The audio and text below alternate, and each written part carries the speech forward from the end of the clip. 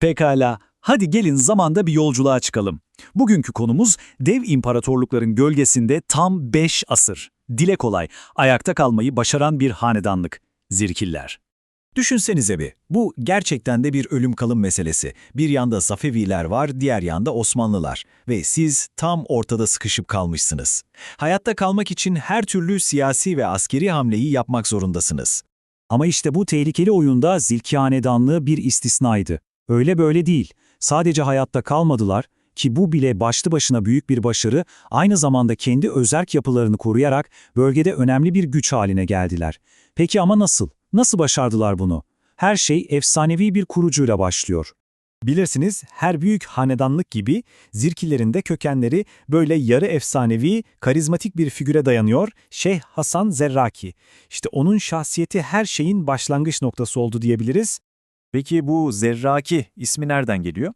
Kaynaklara baktığımızda karşımıza iki ilginç teori çıkıyor. Birincisi, diyorlar ki şeyh sürekli mavi cübbeler giyermiş, o yüzden kendisine mavi anlamına gelen Ezraki denilmiş. Diğer rivayet ise, işte o çok daha mistik, güya şeyh bir keramet gösterip bir güneş ışınını, evet bir güneş ışınını yakalamış, bu yüzden de bu lakabı almış. Şimdi hanedanlığın kuruluşuyla ilgili çok meşhur bir hikaye var. Dönemin Artuklu emirinin kızı bir türlü iyileşemeyen bir hastalığa yakalanıyor. Çareyi şifasıyla ünlenmiş olan Şeyh Hasan Zerraki'yi de buluyorlar. Gerçekten de şeyhin dualarıyla kız iyileşiyor. Emir o kadar minnettar kalıyor ki kızını, ama bakın burası ilginç, şeyhin kendisiyle değil oğluyla evlendiriyor. İşte bu evlilik hanedanlığın ilk stratejik adımı, bölgedeki yükselişin de temeli oluyor. Zamanla Şeyh Hasan Zerraki'nin soyu büyüyor, genişliyor ve bölgeye yayılarak 4 ana beylik kuruyorlar. Bu da aslında onların etki alanını genişletmek için ne kadar akıllıca bir strateji izlediğini gösteriyor. Bu Zirki beylikleri coğrafi olarak bugünkü Diyarbakır ve Siirt bölgelerine yerleşmişti. Atak ve Tercil, Derzin ve Gırdıkan. Bu 4 ana kol onlara bölgesel bir güç ağı kurma imkanı tanıdı. Yani tek bir merkezden değil, bir ağ gibi yayılmışlardı. Şimdi gelelim meselenin en can alıcı noktasına. Zirkiler o dönemin süper güçleri arasında nasıl bir denge politikası izledi? İşte bu sorunun cevabı onların o 500 yıllık inanılmaz varlığının sırrını barındırıyor. Bakın, 16. yüzyılın başlarında bölgedeki siyasi harita tamamen değişiyor. Önce Akkoyunluların yerini Safeviler alıyor. Ama asıl kırılma noktası 1514'teki Çaldıran Savaşı. Bu savaş her şeyi değiştirdi. Osmanlıların o ezici zaferinden sonra Zirki beyleri tarihi bir karar vermek zorundaydı. Ve onlar kazanan tarafın, yani Osmanlıların safına geçtiler. Bu karar öyle basit bir bağlılık bildiriminden çok daha fazlasıydı. Bu, gelecek yüzyıllar boyunca onlara siyasi bir güvence ve en önemlisi özerklik sağlayacak olan inanılmaz akıllıca bir hamleydi. Peki bu ittifak karşılığında ne aldılar? İşte o meşhur yurtluk ocaklık statüsünü. Şimdi bu ne anlama geliyor? Şöyle düşünelim. Normal klasik bir Osmanlı sancağında vali, paşa, kimse merkezden yani İstanbul'dan atanırdı.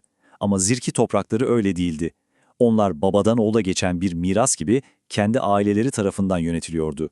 Vergi, standart vergi de ödemiyorlardı. İmparatorluk savaşa çağırdığında sadece asker göndermekle yükümlüydüler. Bu o dönem için hayal bile edilemeyecek bir özellikti. Tabii Osmanlı için de pratik bir çözümdü. Bu stratejik sınır bölgelerini, bölgeyi avucunun içi gibi bilen yerel güçlere emanet etmiş oluyordu.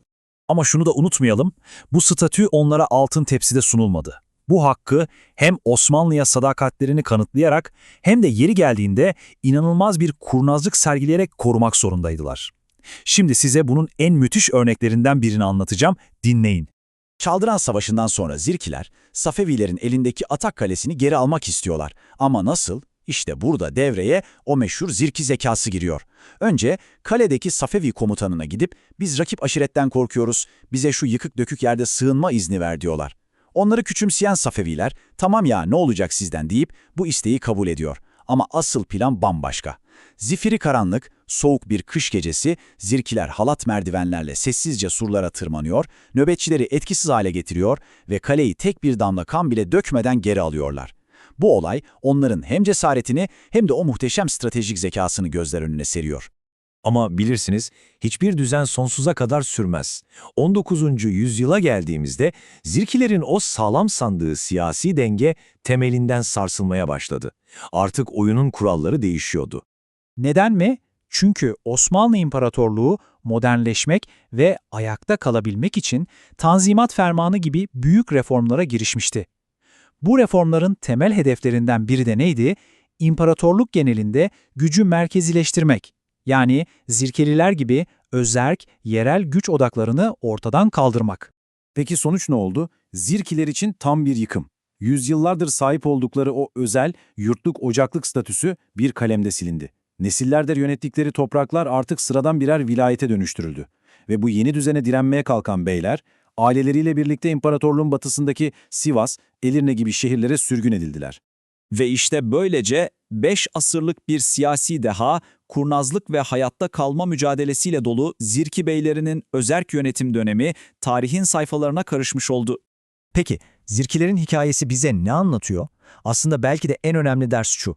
Büyük imparatorluklar kendi büyük tarihlerini yazarken onların gölgesinde kalmış, kendilerine özgü kurallarla hayatta kalmayı başarmış o kadar çok daha küçük yerel tarih var ki ve bunlar çoğu zaman unutulup gidiyor. Bu da insanı düşündürüyor. Güç merkezleştikçe aslında hangi hikayeleri ve hangi tarihleri kaybediyoruz?